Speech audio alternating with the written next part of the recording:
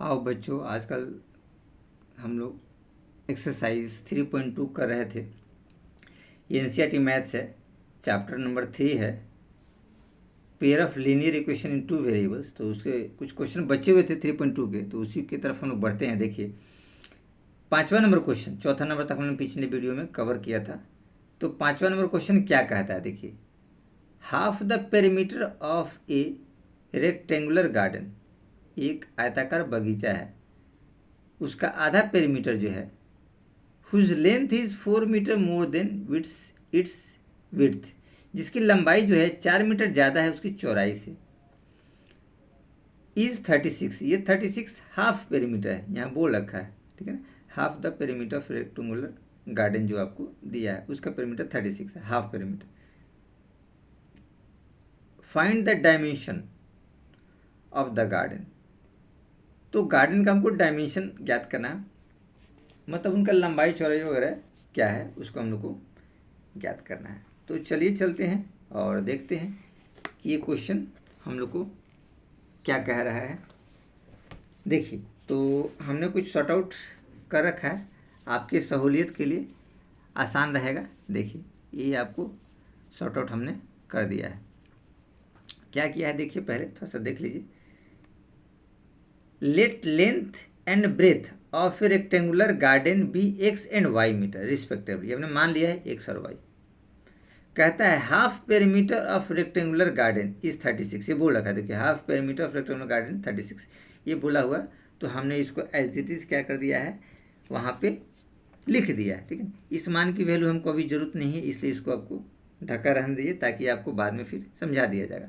ये देखिए half into 2x plus Y 36, ये पेरीमीटर का फॉर्मूला होता है 2x प्लस वाई 36, ठीक है ना। 2x, एक्स क्या है लेंथ और ब्रेथ।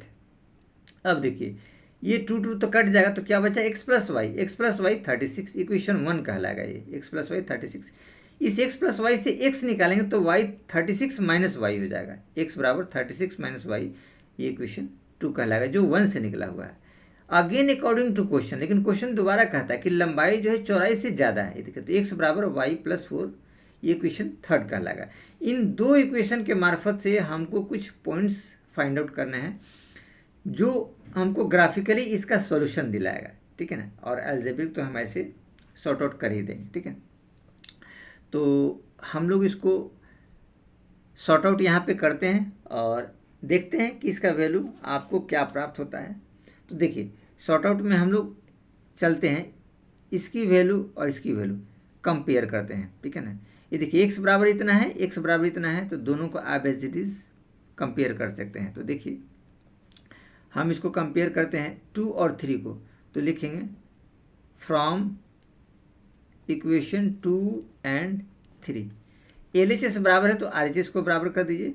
तो RHS पार्ट क्या है, y plus 4 equal to 36 minus Y, Y को इधर लाइए तो y प्लस वाई 36 माइनस 4 तो 32 आया, यानी कि 2y बराबर आपको 32 आया, ठीक है ना। अब यहाँ देख लीजिए y बराबर ये 2 कट जाएगा आपको 16 टाइम में, तो y इक्वल टू क्या आपके पास है 16 है। y की वैल्यू आप इसमें भर सकते हैं x में, तो लिख सकते हैं फ्रॉम इक्वेशन 3 में 3 क्या कहता है, x बराबर y प्लस 4, यानी कि 16 प्लस 4 इक्वल टू 20 मीटर, और ये 16 मीटर। देखिए 20 लेंथ आ गया और ये ब्रेथ आ गया, ये दोनों हमने निकाल दिया एल्जेब्रिकली हमने इसको सॉर्ट आउट कर दिया। लेकिन चूंकि हमको ग्राफिकली चाहिए, तो ग्राफिकली में देखिए हम लोग इस तरीके से करते हैं, इसके मान को हमने एज इट इज कुछ सॉर्ट आउट कर रखा है, जिसको आप सावधानी से यहाँ देख सकते हैं। देखिए मान हमने लिया है इस इक्वेशन में, ये देखिए इक्वेशन 2 इक्वेशन 3, इक्वेशन 2 रहा ये x बराबर 36 माइनस वाई, y को हमने 36 लिया है, देखिए y को 36 लिया है, 36 माइनस 36 क्या होगा 0 होगा। तो ये 36 जब ने y लिया तो x बराबर 36 माइनस 36 0, ये पहला मान वेरीफाई हो गया।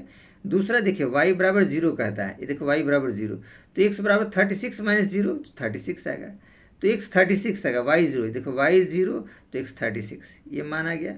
एक तीसरा मान हमने लिया है 20 का, देखिए y हमने 20 लिया है, वाई हमने क्या किया 20, तो 36 माइनस 20 16 बचेगा। ये देखिए 16 हमने एज इट इज यहाँ पे लिख रखा है, ठीक है। तो ये मान हमको 3 प्राप्त हो गया इस इक्वेशन से।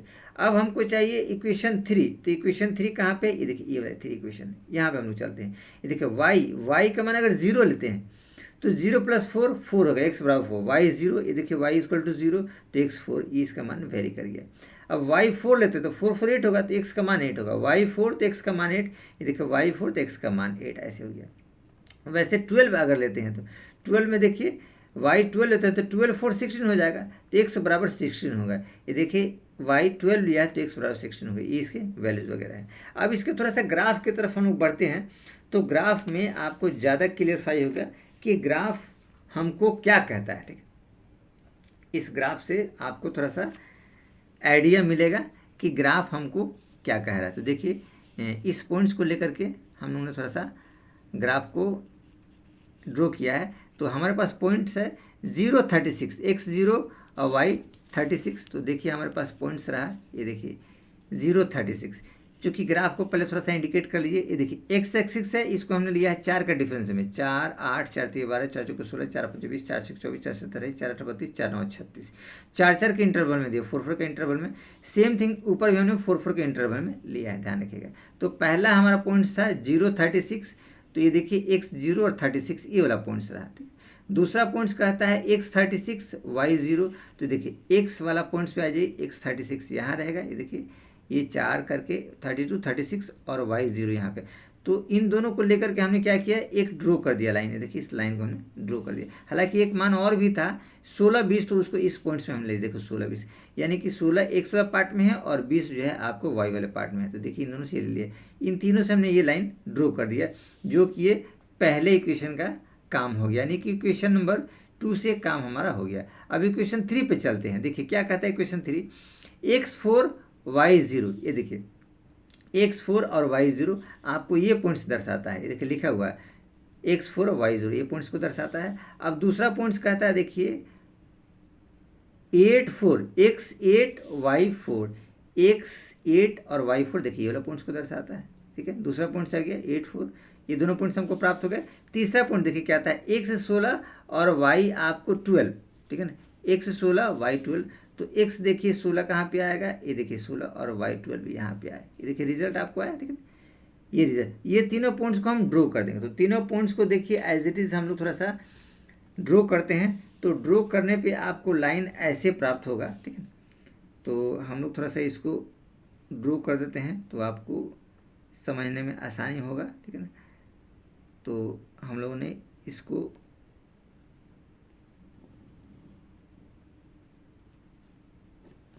इस तरीके से लाइन को हम लोगों ने ड्रॉ कर दिया। ये देखिए इस लाइन को हम लोगों ने एज इट इज़ ड्रॉ कर दिया, ये लाइन ड्रॉ करना था, एज इट इज़ ड्रॉ कर दिया।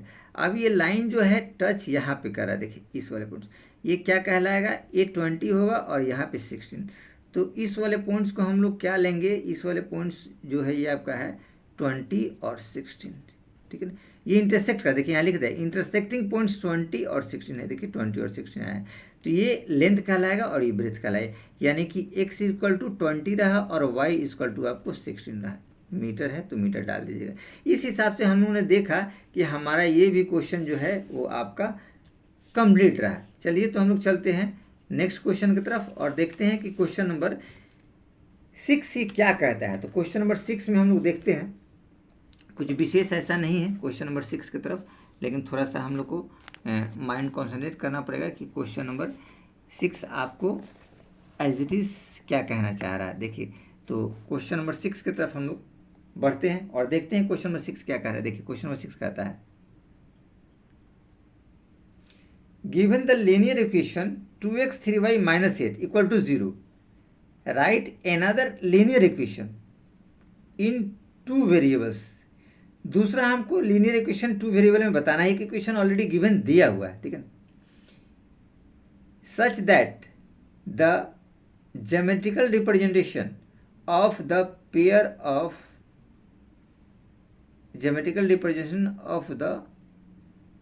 सो फॉर्म्ड इज, कि उसका पेयर इस तरीके से फॉर्म करे।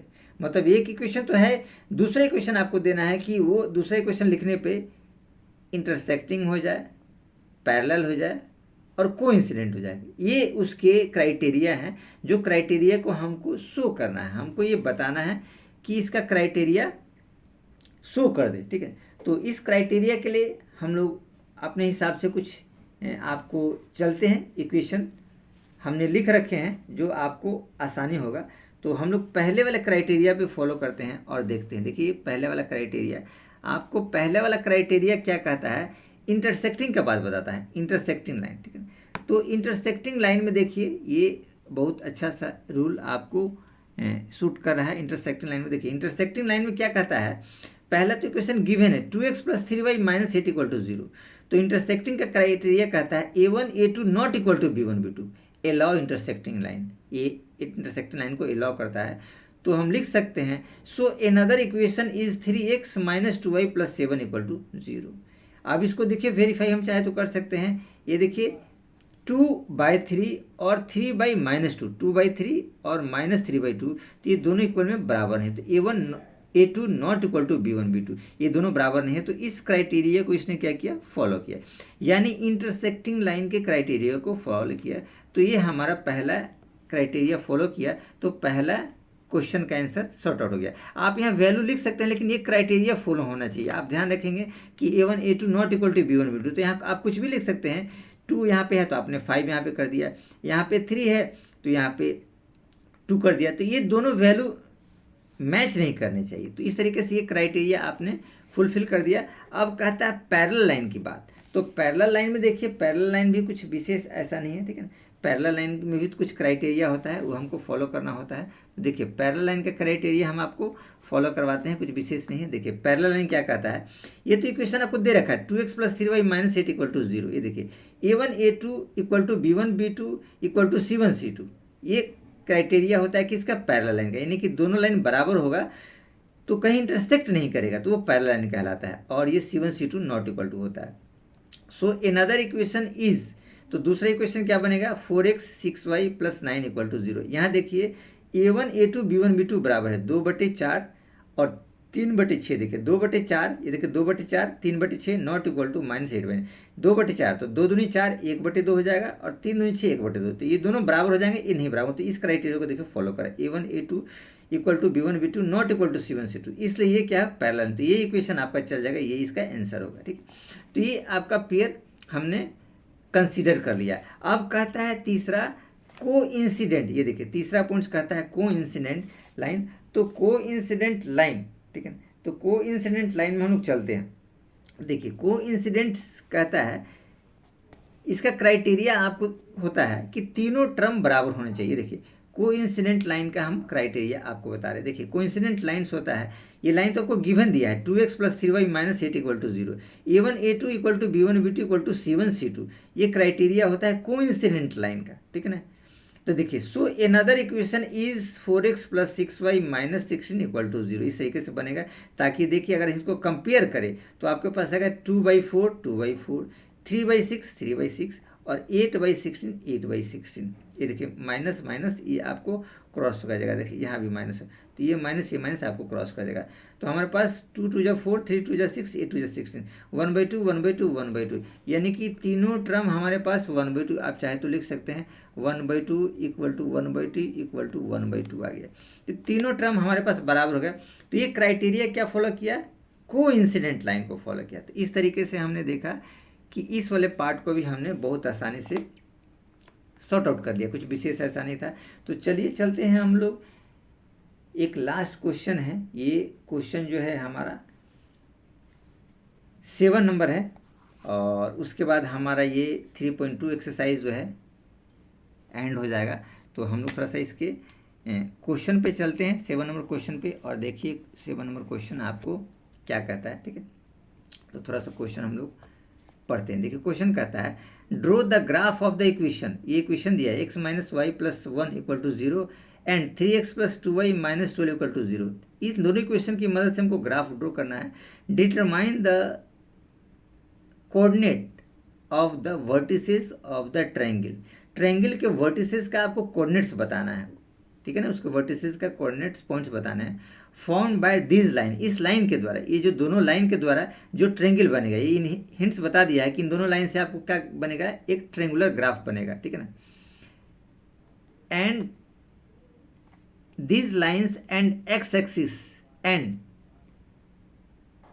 सेट द ट्रेंगुलर रीजन, और ट्रेंगुलर रीजन को आपको क्या करना है, सेट करना है। तो चलिए हम लोग चलते हैं, इस क्वेश्चन को सॉर्ट आउट करते हैं और देखते हैं कि ये क्वेश्चन आपको क्या कहता है। इस हिसाब से फिर हम लोग का ये चैप्टर्स एंड यहीं पे हो जाएगा। तो चलिए हम लोग सॉर्ट आउट करते हैं इसको। देखिए, तो हमारे पास जो वैल्यूज़ दे रखे थे, उस वैल्यूज़ के आधार पे हमने कुछ आपको डाटा तैयार किया है, ठीक है ना।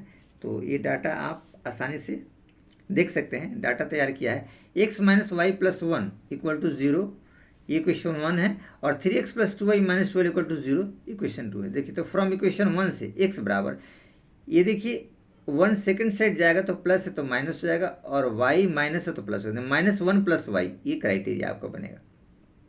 अब इस क्राइटेरिया में इसके मान को हम लोग लेकर के चलते हैं। तो देखिए, मान अगर इसको हम पुट करना चाहे, y इक्वल टू हम 0 लेते हैं। देखिए यहाँ पे देखिए, अगर y बराबर हम 0 लेते हैं तो x का वैल्यू क्या आएगा, -1 प्लस 0 तो -1। ये देखिए, y अगर हमने क्या लिया 0, ठीक है ना, तो x का वैल्यू आया -1। यहाँ एज इट इज़ ये मान हम लोगों ने पुट नहीं किया है, तो हम दूसरा मान लेते हैं। देखिए y बराबर 1 यहाँ पे लिया है, y बराबर, तो आप ये ले लीजिए y इक्वल टू 1, तो हमारे पास x क्या आएगा, -1 प्लस 1 0। ये देखो y1 x0 y1 x0, ये पार्ट क्राइटेरिया फुलफिल होता है। इस मान को लीजिए y2, ये देखिए y2 2 माइनस 1 1 होगा, तो देखिए 1, ये भी क्राइटेरिया फुलफिल हो गया। इस वाले पार्ट को लीजिए, y बराबर 4 लिया है तो y इक्वल टू 4 होगा, तो x बराबर -1 प्लस 4, तो 4 माइनस 1 क्या हो जाएगा 3, तो ये देखिए x बराबर 3 एज इट इज आ गया है। फिर अगर y की वैल्यू 3 लेते हैं, ठीक है, अगर हम y इक्वल टू 3 लेते हैं, ठीक है, अगर y इक्वल टू 3 लेते हैं तो x बराबर आपका वैल्यू क्या आएगा, -1 प्लस 3, 3 माइनस 1 2 आएगा। तो एज इट इज देखिए ये मान भी क्राइटेरिया फुलफिल हो गया। तो ये क्वेश्चन हमारे करेक्ट हैं जो हमने मान सॉर्ट आउट किए हैं। अब इसमें भी थोड़ा सा चाहें तो आप सॉर्ट आउट करके देख सकते हैं मान।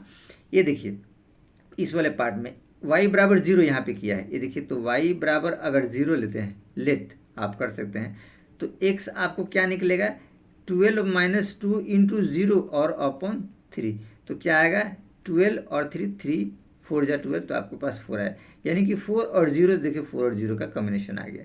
तो एज इट इज ये दोनों मान भी आप आसानी से देख सकते हैं, इसमें कोई प्रॉब्लम नहीं है, तो आप लोग चेक कर सकते हैं मान को। अब हम चलते हैं इनके ग्राफ के तरफ, ताकि आपको अच्छी तरह से समझ में आ जाए। तो इनका ग्राफ क्या कहता है, तो देखिए इनके ग्राफ की तरफ हम थोड़ा सा बढ़ते हैं और देखते हैं कि ग्राफ क्या कहता है।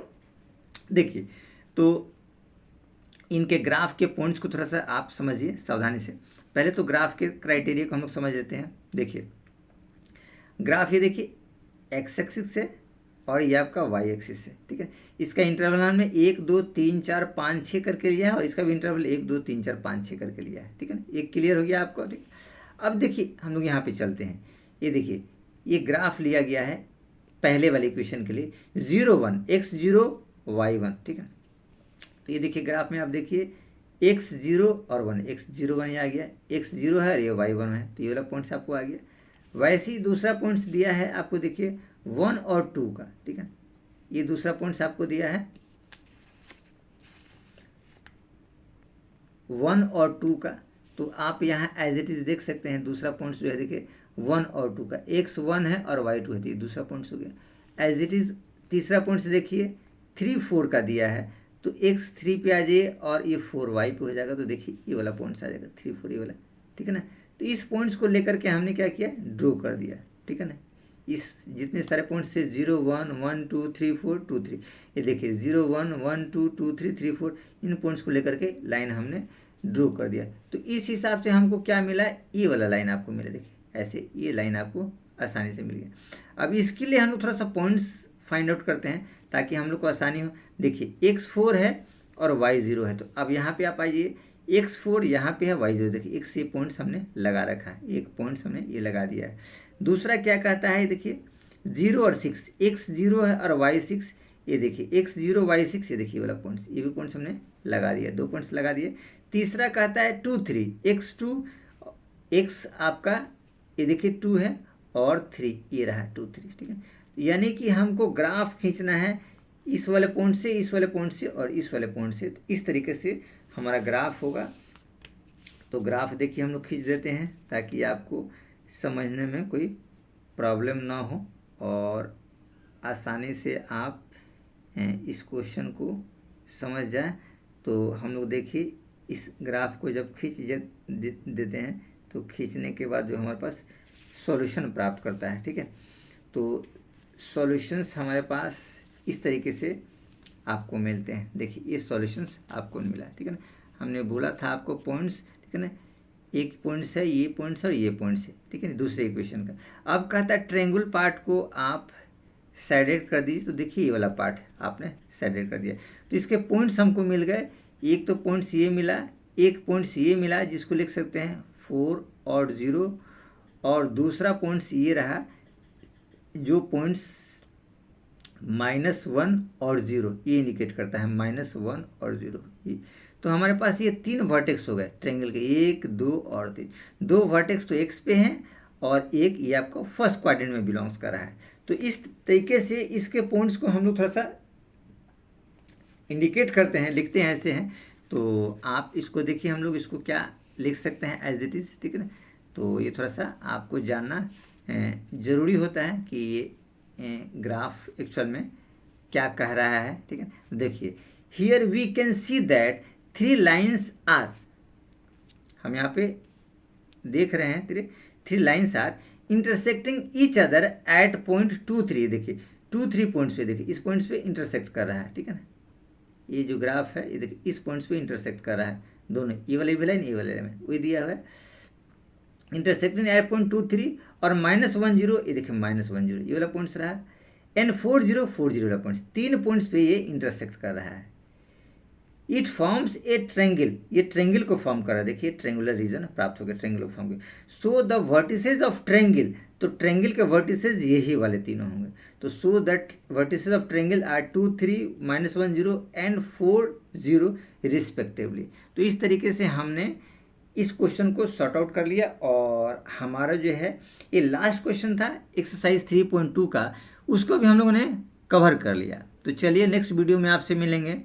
एंड नेक्स्ट जो इसका अगला एक्सरसाइज है उसमें हम लोग मिलते हैं।